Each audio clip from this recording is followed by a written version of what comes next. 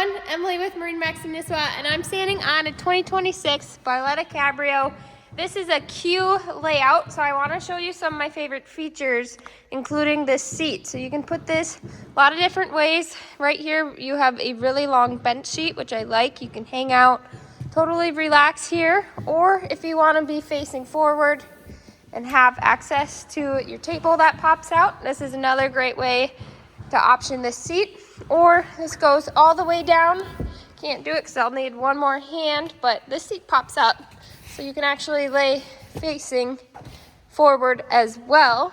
And another option that I love about Barlettas is how easy it is to flip open your storage access. So everything is on a hinge, very easy to flip up, no hassles here. You have your strap on the rest of the seats, making it really nice to get into storage. And my favorite last feature is the deck space on the back. So you actually get about 1.5 feet of deck room back here. Nice to be able to have space to jump off the boat or just a nice spot to hang out. This boat just arrived at MarineMax in Nisswa, so come check it out this weekend or visit it on our website, MarineMaxNisswa.com.